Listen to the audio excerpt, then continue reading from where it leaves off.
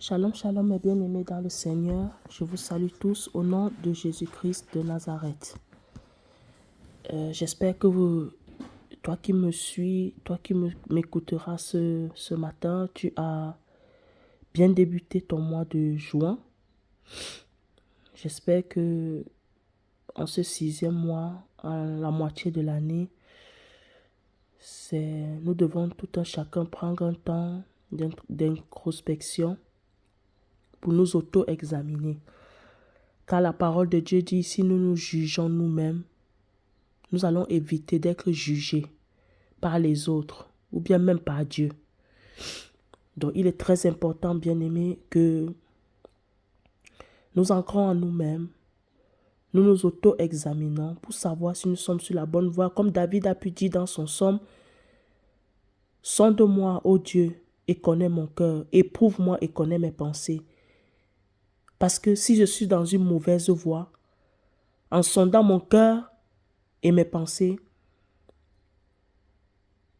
tu m'aideras à être sur la voie de l'éternité.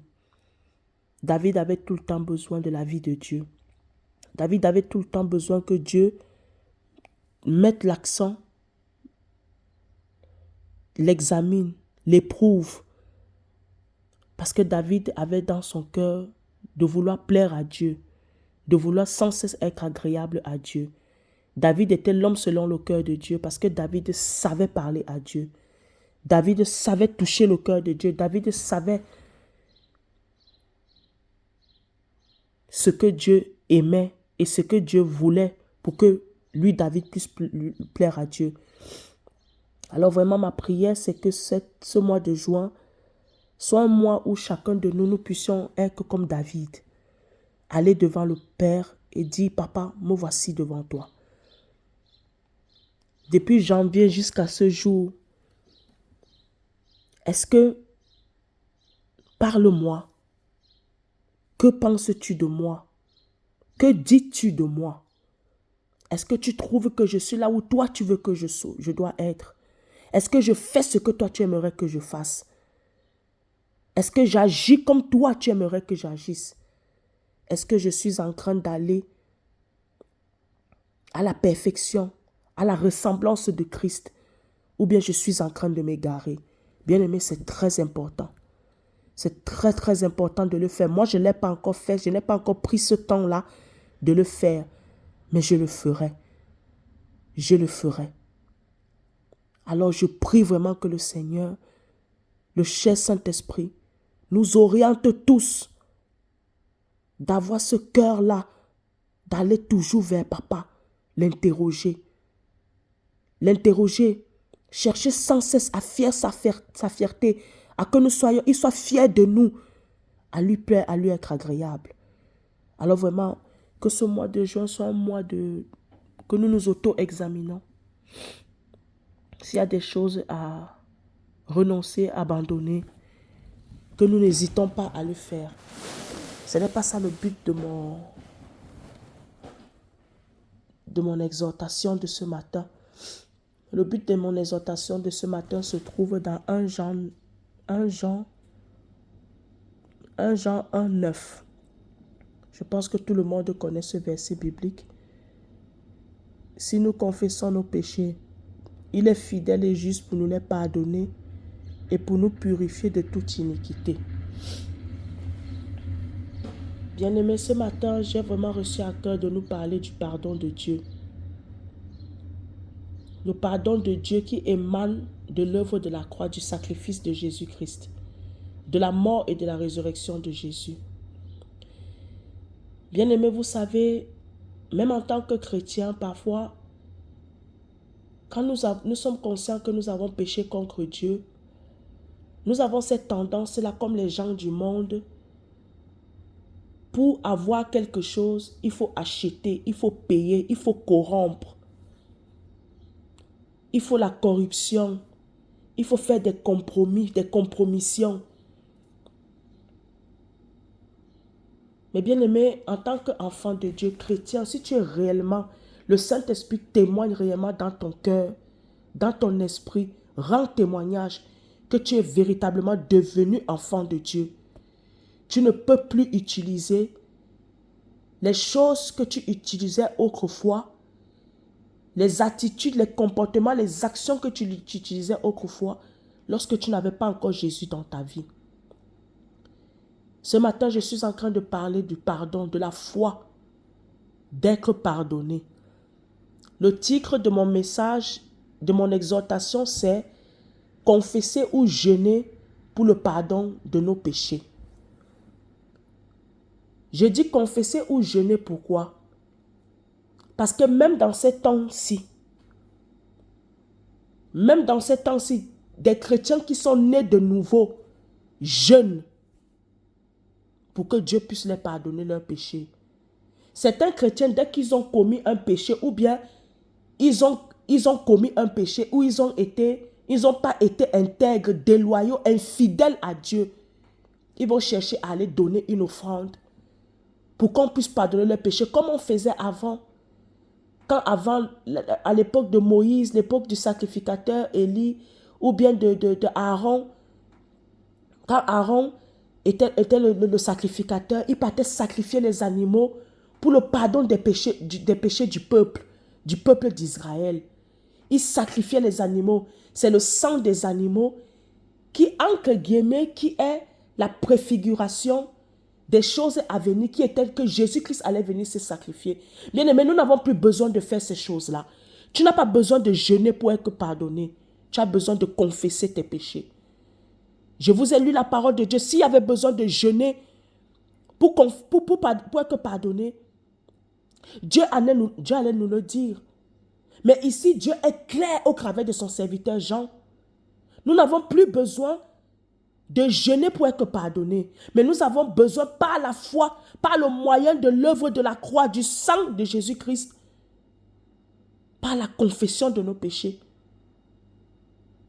d'être pardonné, de recevoir la rédemption de nos péchés, la miséricorde de Dieu.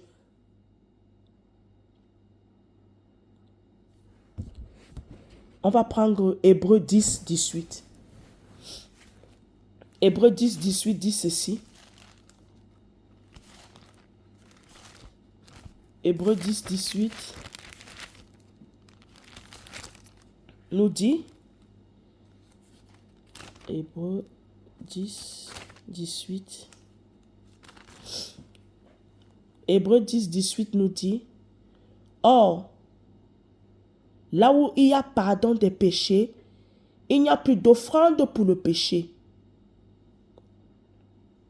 Or, là où il y a pardon des péchés, il n'y a plus offrande pour le péché. Bien aimé, notre offrande pour le péché, c'est le sang de Jésus-Christ. Lorsque tu veux que Dieu te pardonne tes péchés, il faut brandir l'œuvre de la croix. Ne va pas en ton nom. Ne va pas en nom de ton père, ou je ne sais pas, de ton pasteur, ou je ne sais pas de quoi, ou de la dénomination de l'église où tu persévères. Va au nom de Jésus. C'est le sang de Jésus-Christ qui nous justifie devant le Père. C'est le sang de Jésus-Christ qui fait en sorte que lorsque nous allons nous confesser, parce que sans le sang de Jésus, nous sommes indignes d'être pardonnés. Nous sommes impurs. Nous ne pouvons même pas nous tenir devant la présence de Dieu, devant la face de Dieu. Mais à cause, grâce au sang de Jésus, le voile du temple s'est déchiré de haut en bas.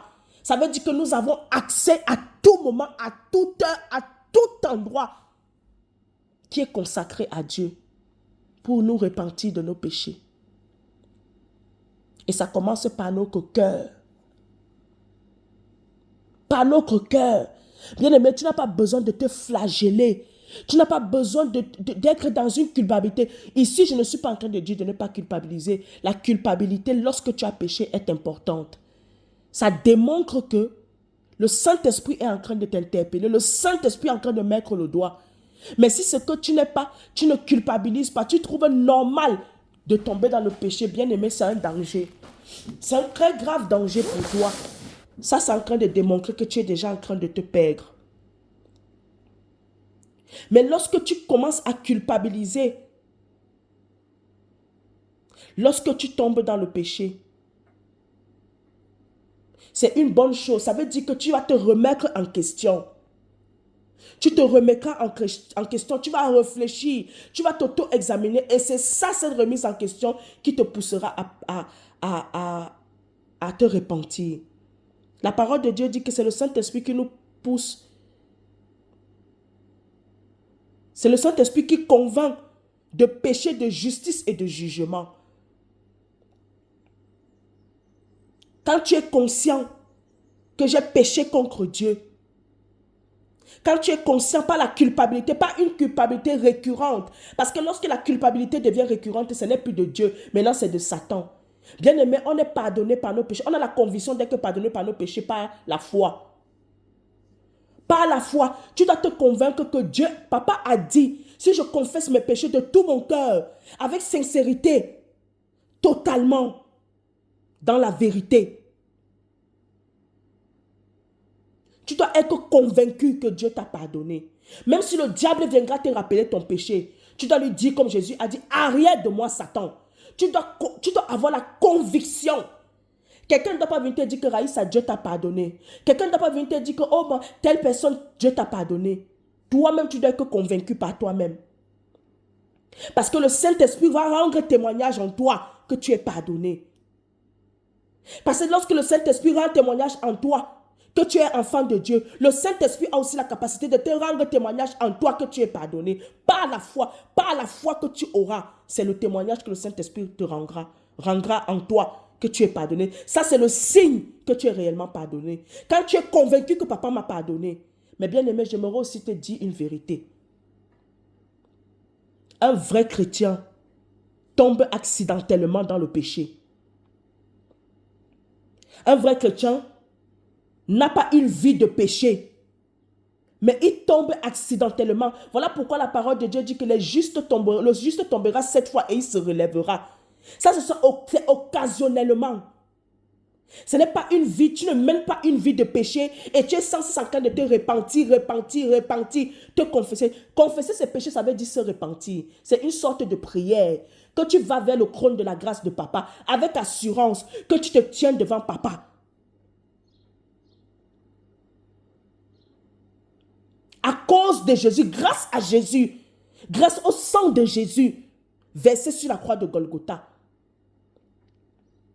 Lorsque tu vas vers papa pour te repentir, sincèrement, d'un cœur sincère, avec le sang de Jésus, avec Jésus, quand tu as fait de Jésus-Christ ton Seigneur et Sauveur, Dieu ne te verra pas toi, mais Dieu verra Jésus en toi.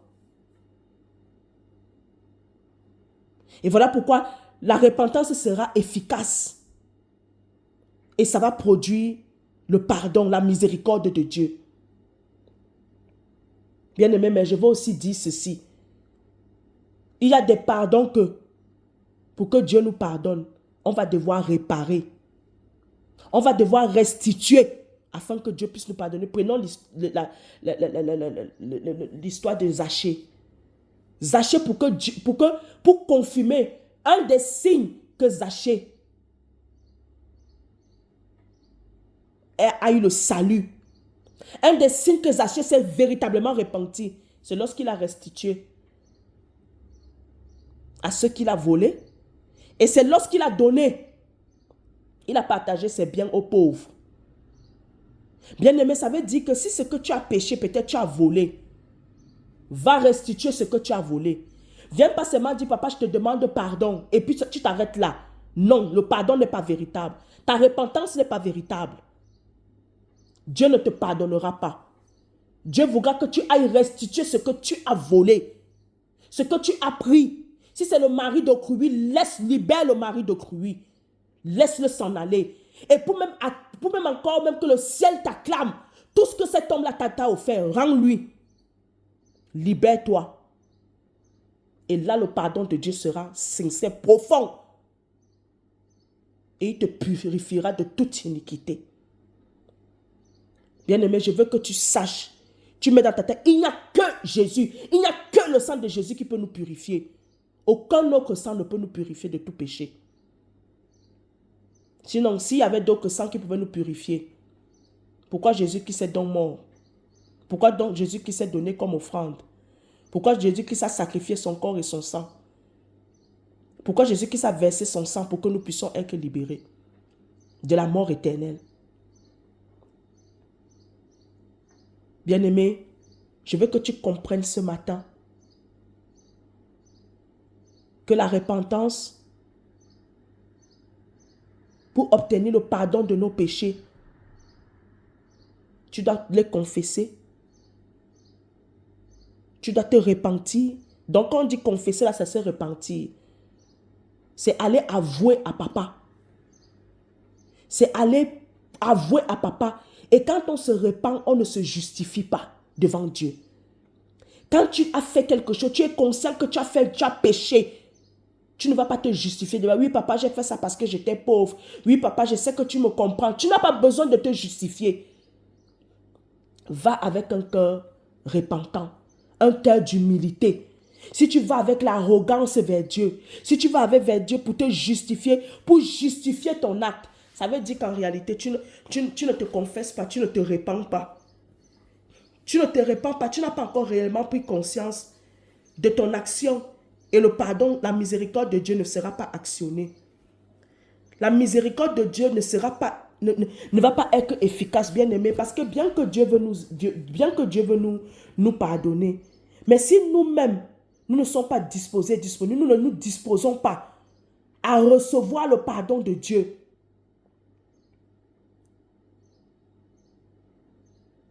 cela sera difficile. Tu sais, bien aimé, cela sera difficile que l'action de Dieu puisse être manifeste. Bien aimé, je veux aussi te dire quelque chose de très important. Tu sais, le fait que tu jeûnes, le fait que tu te flagelles, tu es dans une culpabilité incroyable malgré que Dieu t'a pardonné. Tu sais que c'est une manière de remettre en doute, remettre en cause l'œuvre de la croix. Tu sais que c'est remettre en cause le sacrifice de Jésus. Tu sais que c'est dire à Dieu que je ne crois pas en le sacrifice de Jésus. J'ai besoin d'ajouter autre chose en le sacrifice de Jésus pour que ça soit efficace. Ça te rend religieux aux yeux de Dieu. Ça te rend incrédule aux yeux de Dieu. Et ça te ferme les portes de du véritable pardon de Dieu. Et c'est souvent c'est là que le diable nous amène. À croire que le sang de Jésus-Christ n'est pas si puissant. Seulement le sang de Jésus-Christ n'est pas si puissant. Il va nous faire aller commencer à rajouter d'autres choses pour que nous puissions obtenir le pardon. C'est faux. Tu n'as pas besoin de jeûner. Tu n'as pas besoin de donner une offrande sacrificielle à Dieu. Tu n'as pas besoin de donner ton argent pour être pardonné. Seul le sang de Jésus-Christ suffit. Par le moyen de ta foi et par le moyen de ta confession, de ta repentance véritable. Tu n'as pas besoin de payer Dieu pour que Dieu doit te pardonner. Quel enfant va payer son papa pour que son papa lui pardonne? Un père qui accepte que son enfant le paye pour pardonner son enfant, ce n'est pas un père. Ce n'est pas un père. Ne faisons pas de Dieu ce que Dieu n'est pas. Ne donnons pas à Dieu une identité que lui-même il ne sait pas donner.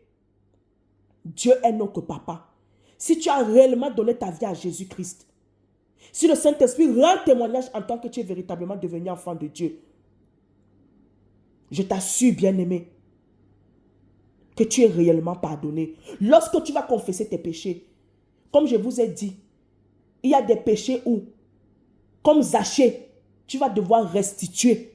Tu vas devoir réparer pour que le pardon soit véritable. Pour que l'action de Dieu soit efficace dans ta vie. Bien-aimé, mais je veux te dire par les compassions de Christ. Si tu as l'habitude que quand tu pêches, tu cherches à donner les offrandes à Dieu parce que dans ton cœur, même si ce que tu ne le dis pas, mais dans ton cœur, tu te dis qu'en donnant cette offrande, Dieu va me pardonner mon péché que je viens de faire. Bien-aimé, on n'achète pas Dieu. On n'achète pas Dieu. On ne corrompt pas Dieu. On ne corrompt pas Dieu. Dieu ne veut pas ce type de relation entre lui et ses enfants. Dieu veut une relation avec nous, une relation de simplicité, d'humilité, d'amour, une vraie relation. Voilà pourquoi le rideau du temple s'est déchiré. Dieu n'a pas besoin de qu'on passe par quelqu'un. Nous-mêmes, c'est entre lui et nous. Dieu a besoin d'un face-à-face avec nous. Dieu a besoin d'une relation basée sur la sincérité, sur l'amour, sur la vérité avec nous. Dieu n'a pas besoin qu'on fasse tous les kralala, on fasse tous les simagrets, on fasse des ci et là. On n'a pas besoin de ça. Il nous a simplement dit, confesse tes péchés, répands-toi. Dieu a besoin que nous soyons sincères. Et je veux aussi te dire, bien-aimé, il y a peut-être des péchés que tu as fait, mais tu ne te rends pas compte que c'est un péché et que ce n'est pas agréable à Dieu. Utilise le psaume de David. Sonde-moi, ô Dieu, et connais mon cœur. Éprouve-moi et connais mes pensées. Si je suis sur une mauvaise voie, conduis-moi sur la voie de l'éternité. Je pense que ça, c'est le psaume 139 de David. J'aime beaucoup ce psaume-là. J'affectionne beaucoup ce psaume parce que ça révèle le cœur de David vis-à-vis de Dieu. Hein? Tu peux te servir de ce psaume-là comme prière. Prière de supplication en disant à Dieu, papa, me voici. Papa, peut-être j'ai fait des trucs que moi je pense que c'est bien, mais devant toi c'est un péché. Alors me voici devant toi. Je t'en supplie, sonde-moi. Révèle-moi qui je suis réellement. Que dis-tu de moi? Comment me vois-tu? Qui suis-je réellement? Peut-être je montre une image que je ne suis pas aux hommes. Mais toi, devant toi, qui suis-je? Révèle-moi qui je suis réellement. Et bien aimé, si tu le fais, sans te lasser, Dieu te révélera. Moi, je l'ai fait, Dieu l'a fait. Dieu l'a fait. Bien aimé, j'étais dans une mauvaise voie. J'étais dans une mauvaise voie. Je pensais que j'étais en train de servir Dieu. Je pensais que ce que je faisais, c'était pour la gloire de Dieu. Et pourtant, j'étais dégaré. Et pourtant, je faisais les choses pour le pasteur que j'avais, le pasteur de l'église où je persévérais avant. Je faisais les choses pour l'homme. Je ne faisais pas les choses pour plaire à Dieu. Mais quand Dieu me l'a dit, bien aimé, j'ai d'abord douté, j'avais d'abord cru que c'était mes pensées. Mais Dieu me l'a répété plusieurs fois. J'ai compris que c'était Dieu. Je n'ai pas cherché à me justifier. J'ai pleuré ce jour-là. Parce que je pensais que j'étais en train de servir Dieu. Mais Dieu ne m'a jamais condamné. Mais Dieu m'a plutôt démontré son amour. Dieu m'a fait comprendre que je dois arrêter de servir dans cette église-là. Tant que je ne le sers, tant que je n'aurai pas dans ma conscience que c'est lui que je dois servir. C'est lui que je dois servir, pas les hommes, mais lui au travers des hommes. D'abord lui que je dois servir.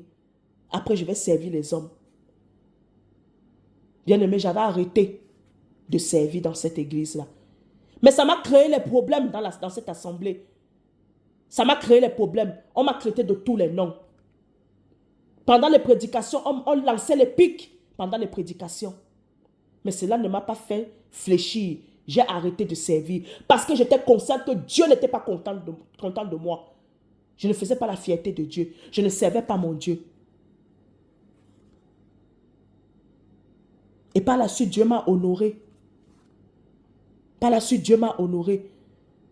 Parce que j'ai tout renoncé pour lui. Parce que je l'ai obéi.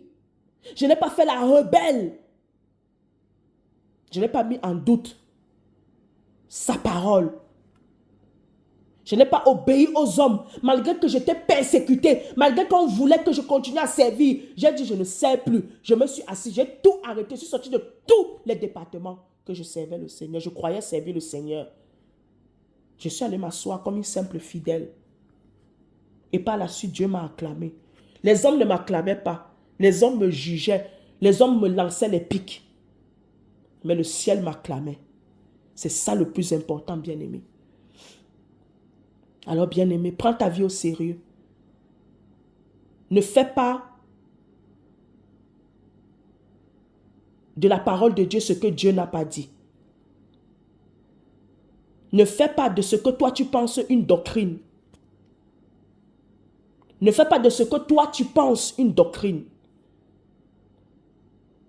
Ne fais pas de ce que toi tu penses que c'est ce que toi tu penses, ce qui vient de ta chair, de ce que c'est Dieu qui t'a dit. Dieu ne t'a jamais demandé de jeûner pour qu'il te pardonne. Dieu ne t'a jamais demandé de lui donner une offrande. Ou bien de te flageller. Ou bien d'arrêter de manger. Ou bien d'arrêter. Non, Dieu ne t'a pas demandé ça. Dieu ne t'a pas demandé d'avoir une culpabilité récurrente. Ça, ce n'est plus de Dieu. Ça, c'est démoniaque. Et tu as besoin d'être délivré de ça. Tu as besoin de recevoir la vérité de Christ pour que tu sois délivré d'entre les mains de Satan. Alors que Dieu te bénisse. Que Dieu te bénisse abondamment. Sois fortifié. Sois fortifié. N'oublie jamais. Dieu t'aime. Dieu t'aime de tout son cœur. Dieu nous a tant aimés qu'il nous a donné son fils Jésus. Il nous a tant aimés. C'est le tant aimé là. Ça veut dire long. Ça en dit long. Dieu nous a tant aimés. Dieu nous a tant aimés. S'il y a quelqu'un qui fait beaucoup du mal, plus de mal à Dieu dans son cœur, c'est nous les hommes. Parce que Dieu nous a créés à son image et à sa ressemblance. Dieu nous a tant aimés et il nous aime encore tant. Ça c'était avant, mais encore maintenant il nous aime. Et Dieu ne veut perdre aucun de ses enfants, ceux qui lui appartiennent. Voilà pourquoi la parole de Dieu est remplie du cœur de Dieu. Est remplie du mode d'emploi de Dieu, de l'héritage de Dieu qui est sa parole. Dieu à chaque fois se sert de sa parole pour nous ramener à lui. La parole de Dieu n'est pas seulement là pour nous juger, condamner, mettre le doigt sur ça ou là où ça ne va pas. La parole de Dieu est aussi là pour nous révéler que Dieu est un Père d'amour. Alors bien-aimé, si on t'a fait comprendre que pour être pardonné, il faut que tu jeûnes, il faut que tu dormes à terre, il faut que tu ailles, tu dois dormir dans le froid, ou il faut que tu ailles donner la nourriture aux gens pour que Dieu te pardonne. C'est faux. Ce n'est pas de Dieu. Ça, ce n'est pas l'évangile de Christ. Ce n'est pas la vérité de Dieu. C'est la vérité des hommes. C'est la vérité des hommes. Ils croient qu'ils sont dans la vérité, mais en fait, c'est un mensonge déguisé en vérité des hommes. C'est un mensonge de Satan déguisé en vérité des hommes. Vous n'allez pas obtenir le pardon de Dieu avec de tels actes. Au contraire, vous accristez le Saint-Esprit. Vous accristez Jésus. Je vais m'arrêter là. J'espère que ce message va te fortifier. Ce message va te remettre en question. Va te pousser à aller dans la présence de Dieu, l'interroger. Que Dieu te bénisse abondamment. N'oublie jamais que Dieu t'aime. N'oublie jamais que Dieu t'aime. N'oublie jamais que Dieu t'aime. Sa volonté est que tout un chacun de nous, nous passons notre éternité avec lui. Il ne veut perdre aucun de nous.